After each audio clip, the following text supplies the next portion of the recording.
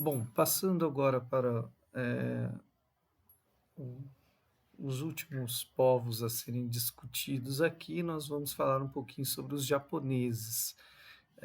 Dos japoneses, eu gostaria de falar bem brevemente aqui, porque logo em seguida, quando voltar às aulas, a gente vai ver um vídeo também que mostra bem mais detalhes sobre a sociedade japonesa e o quanto eles influenciaram a educação física e as sociedades atuais.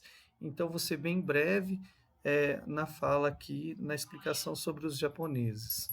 Então, com relação aos japoneses, eles receberam uma influência muito forte de tudo aquilo que a gente comentou dos chineses, né? A cultura chinesa é uma cultura que precede a cultura japonesa, então os japoneses foram bastante influenciados sobre aqueles comportamentos que a gente já tinha comentado com os chineses. E o tempo que a gente vai ter como parâmetro aqui seria 660 anos antes de Cristo. Tá? Aqui no mapinha tem a localização de Japão, né, que basicamente é uma ilha, né, que fica lá no extremo oriente.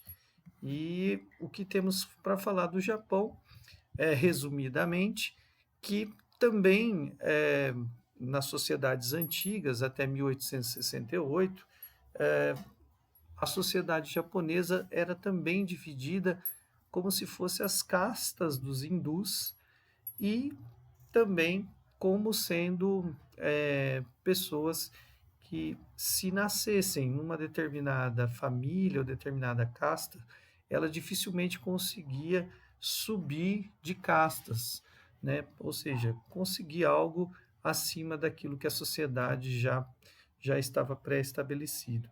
Isso tornava uma sociedade muito estática, né? As pessoas não tinham muita condição de almejar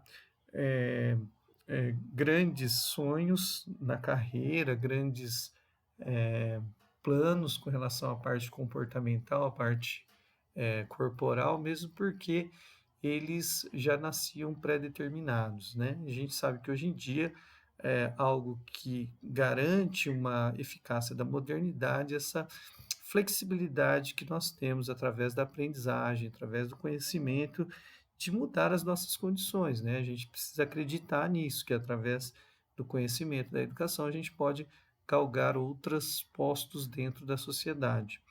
Então, resumidamente, né, nós tínhamos lá na base da sociedade japonesa os Eimins, que é a classe popular de trabalhadores, né, aquelas pessoas que trabalhavam para viver, né, no máximo eram servas das classes dominantes, eram pessoas empregadas, né, e que conseguiam o básico para viver. Em função disso, eram pessoas que eram dotadas de uma parte física muito bem desenvolvida, porque eles faziam trabalhos braçais, trabalhos pesados. Depois, uma segunda casta seria um segundo nível, não podemos chamar de castas, porque casta seria dos hindus, mas o segundo nível seriam os samurais, né? Como a gente está bem acostumado a ver nos filmes aí, na verdade, a gente acredita que os samurais eram pessoas que tinham uma bastante importância, um nível bem alto na sociedade japonesa da antiguidade. Não era isso não. Na verdade, os samurais, eles eram servos e viviam em função daqueles senhores que tinham o poder na época. Então, na verdade, os samurais era como se eles fossem soldados que vivia a mando de alguém. Mas por ser samurais, por estar amando de alguém, então os comportamentos bélicos com relação a lutas, desenvolvimento físico, desenvolvimento de força, agressividade, estava bem presente nessa classe da sociedade.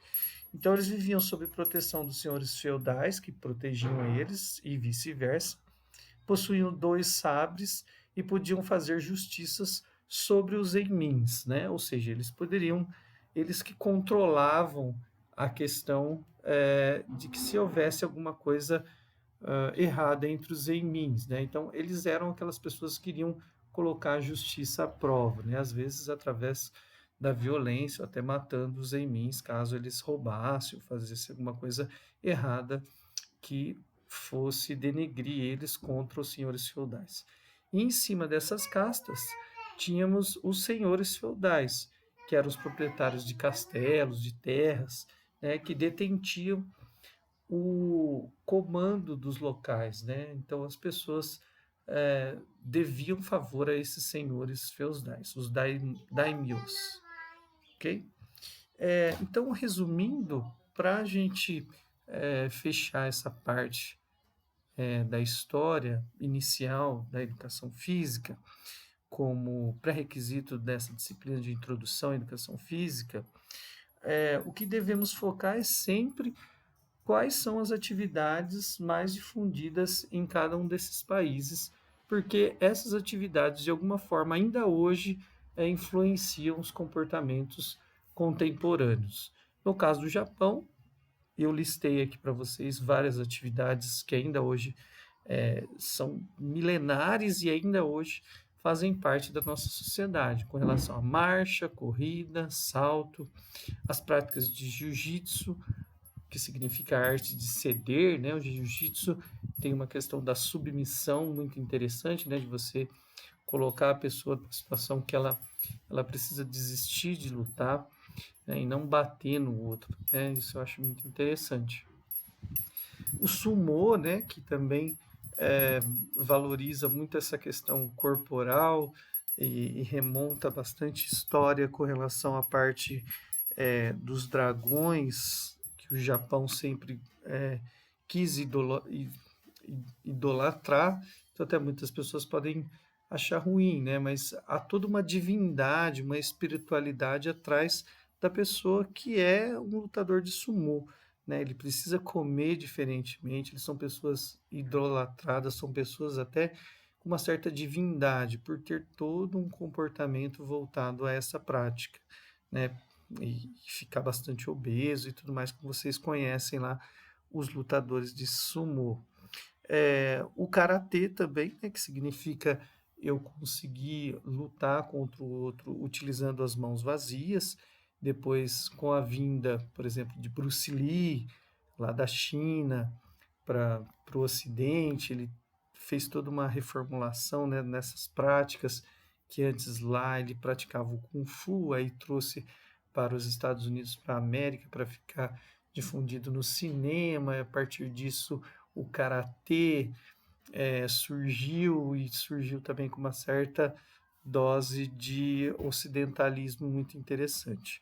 Aí juntaram também armas, né, o nunchaku e outras armas, garras e tudo mais. Então, o karatê hoje ganhou, digamos assim, um ocidentalismo muito interessante.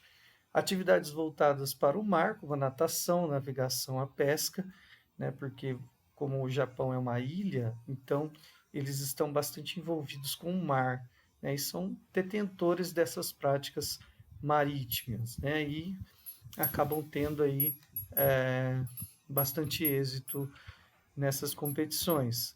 Um dos adversários mais perigosos do nosso Robert Scheid, se vocês não sabem, são os japoneses, né? Os japoneses detêm bastante essa questão do barco à vela, muito interessante.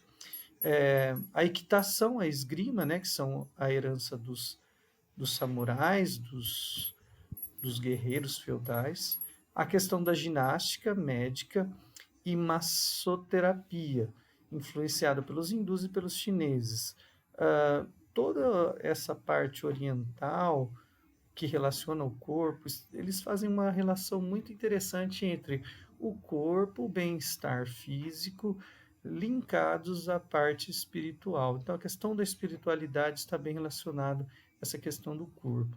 Depois a gente vai ver um pouco mais à frente que vai ter um momento em que essa questão corpo e espírito elas tem uma ruptura muito forte, né? Isso depois da Idade Média, né? Com a questão